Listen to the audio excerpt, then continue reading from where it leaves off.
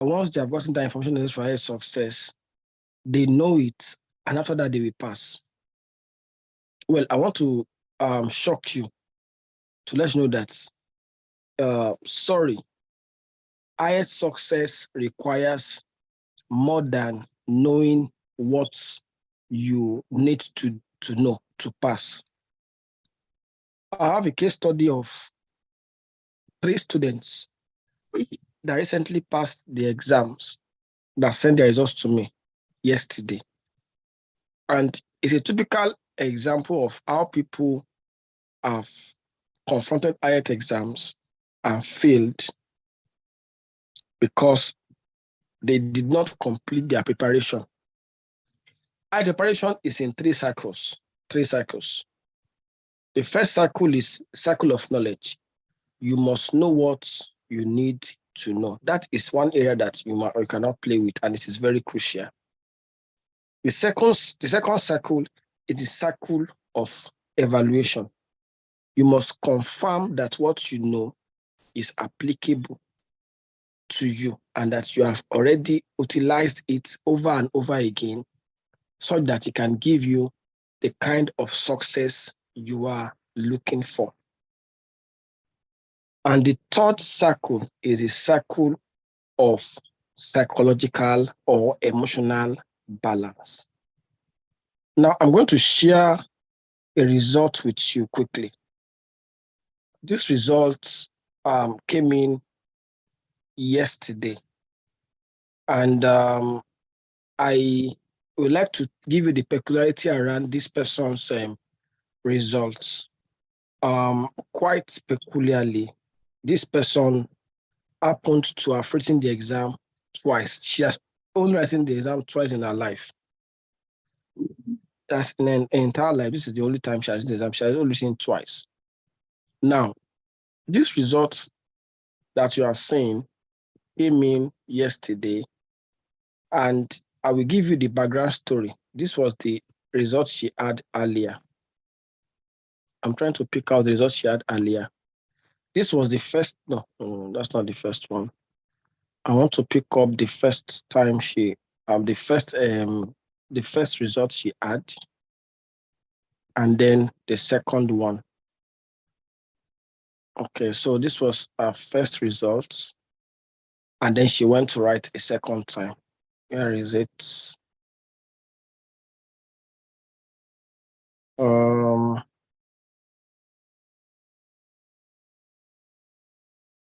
I'm not able to lay hand on the first result.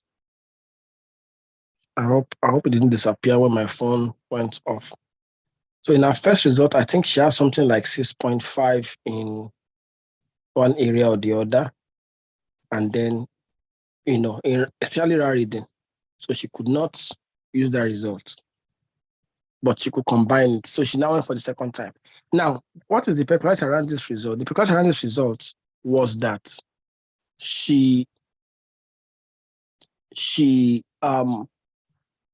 was getting below 30 until even the day of the exam. In her reading, she was getting below 30. Now, this is someone that had problem in reading and wanted to write the exam again. And then she's still getting below 30, even until the day of the exam.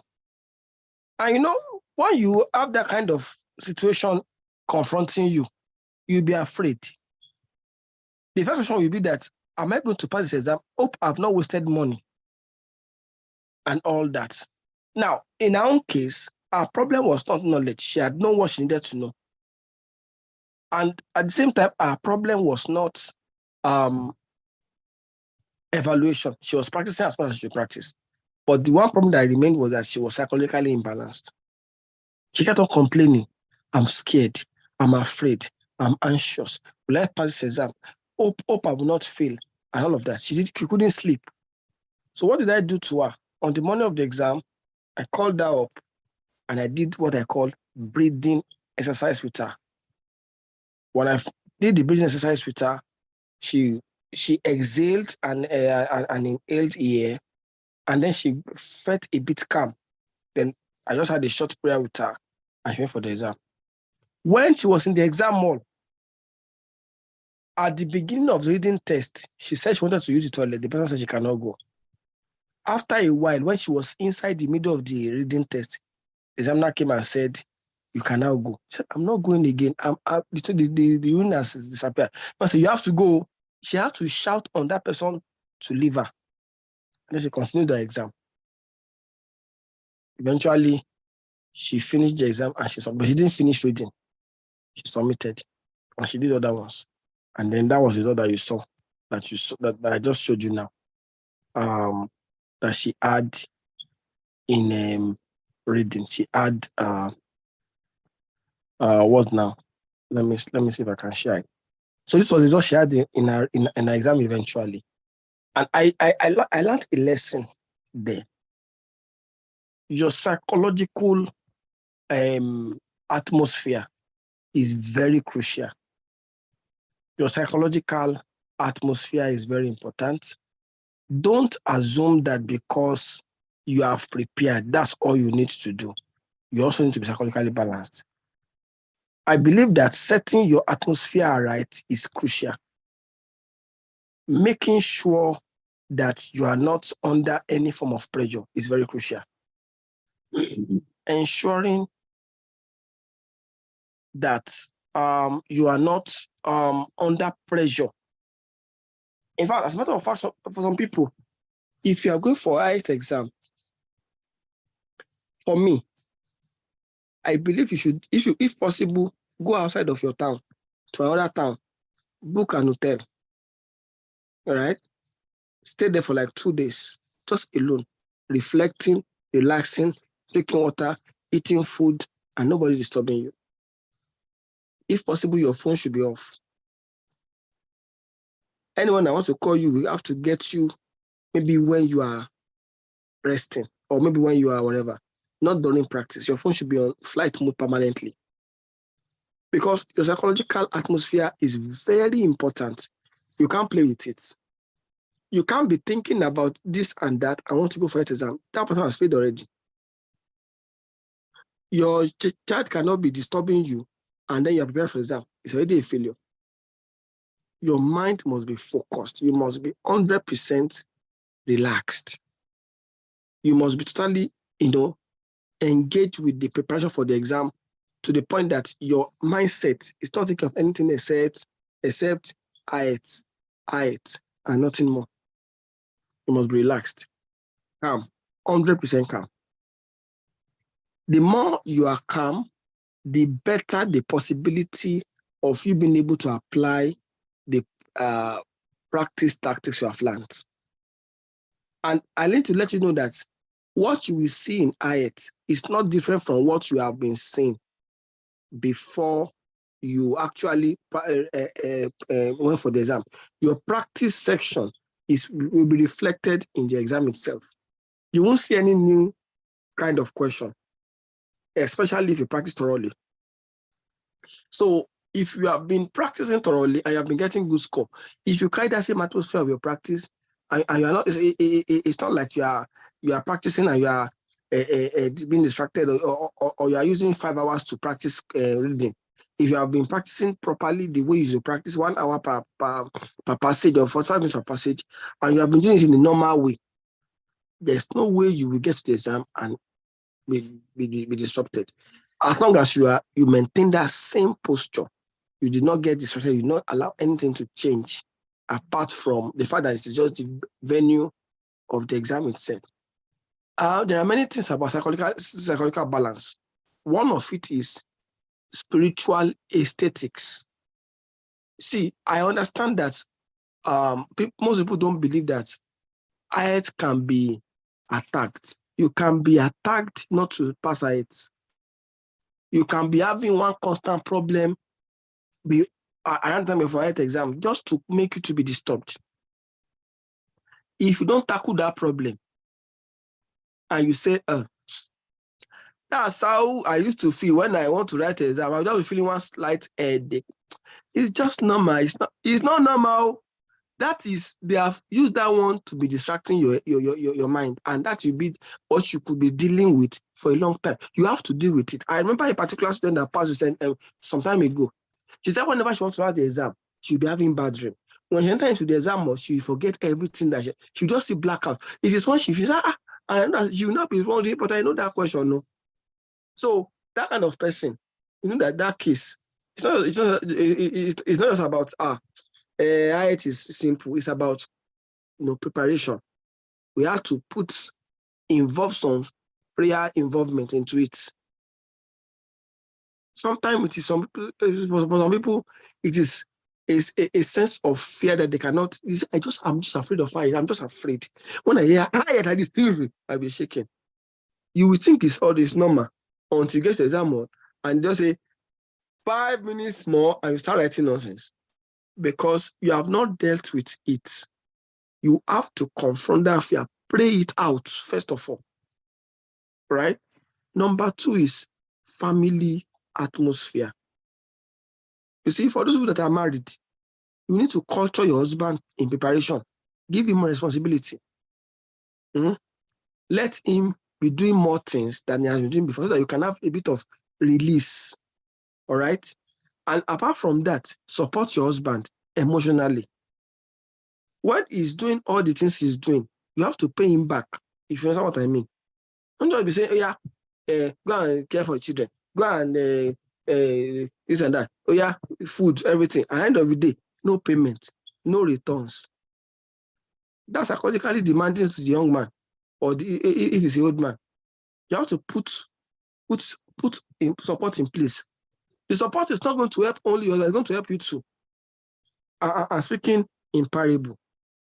You understand? That support is in quotes. All right. So put everything you need to do to ensure that the young man or the old man is encouraged, is happy, is excited to do what he's doing. And then you can have more focus on your assignment. If you observe that whenever you get home, practice is not easy. Don't practice at home again. Practice maybe in a library, practice maybe in a school, old school somewhere, avoid the home environment to avoid you be under pressure. And finally, when it comes to emotional balance, you need to sleep a lot, at least, not a lot like that, consistent sleep, 4 hours, maybe 8 to 12, or maybe that sleep must be sound. Maybe it is 11 to 3 or 11 to 4. You must create a time that your mind must rest. And then when you wake up, have a shower, go for practice.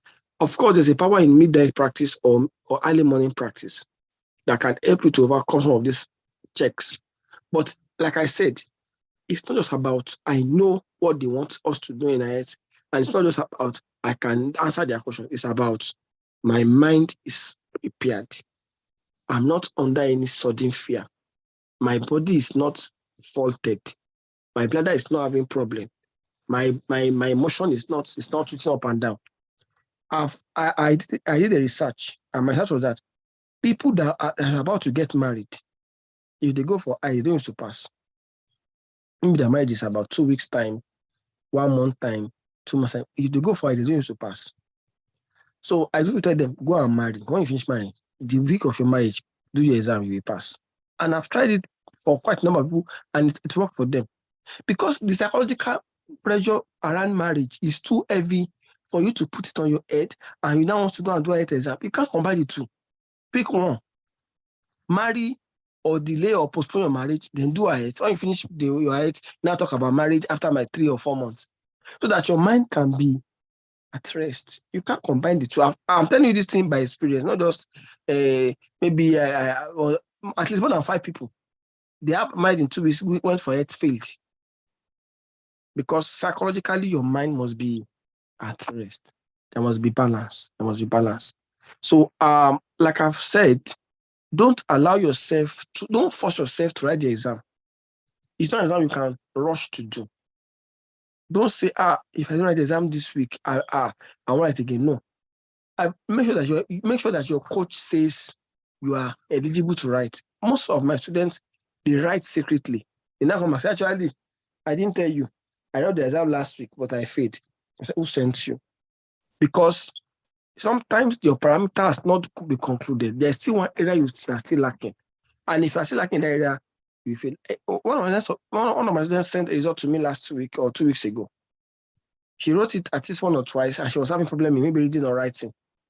And then she disappeared. She just came back last week and said, or 2 weeks ago, and say, I have passed. I said, what did you do? He said, sir, nothing different though. I just packed all the things you taught us. I practice. And now I went again. And that's why she passed. And I know that they'll just appear and say, I'm in UK. I say, how do you enter UK? I say, don't mind me. I just went to add myself somewhere. I've seen 2 in the last 2 weeks. But where are you? I'm in Bonlio.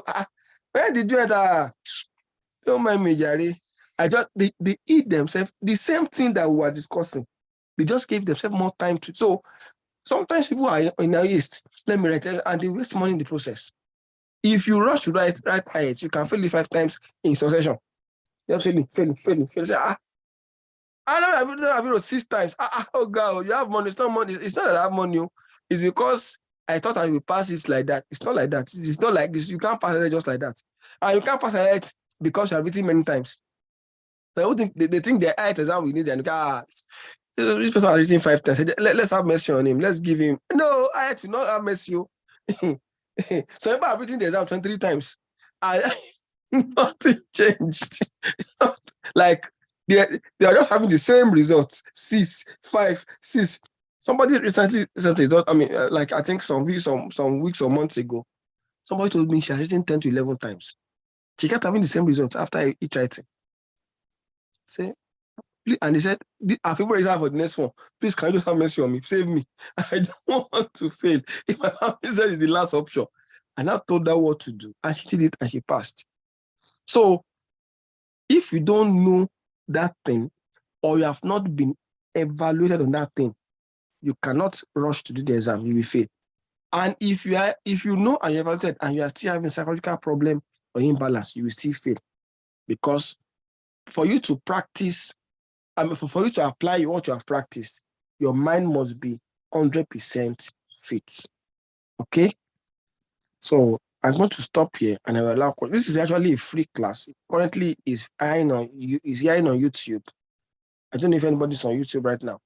But if you have any questions, you can ask now. I'm going to allow people to now unmute, but please, if in case you are unmuting, make sure your environment is completely void of noise. All right. I'm currently having 3 open sections for interaction. The first one is the group section.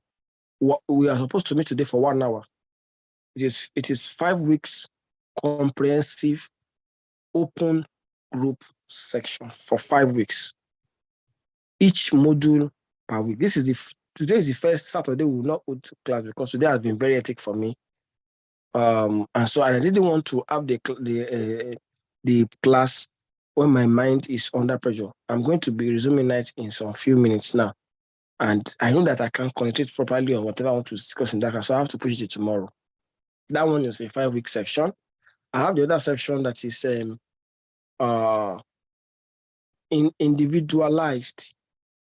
But then I will evaluate your work. Prior to the evaluation, I will send my videos to you. That one is for 5 weeks as well. And the third one is the one-on-one class. That one-on-one is I want to deal with videos. I will just be focusing on your areas of weaknesses directly. And then I'll be evaluating your work. So once you're ready and that one is unlimited. Once you're ready for the exams, I tell you that you should go and write. That's the only class that gives me room to tell you that you're ready. In fact, your sources of failure is on my head. So you have to pass in that class. It's a must for you to pass. All right. So, like I said, that last segment is also for those people that are actually under pressure to pass, and they are really looking forward to how they can quickly pass the exam in next one. Maybe they are already booked the exam and they want something like the magic class. Okay. I've seen people that are registered for that for 24 hours. Some are registered for that class for 1 week, or for 4 days, and they were able to actually achieve what they were looking for. Only 1 or 2 missed it out, maybe because of one struggle here and there.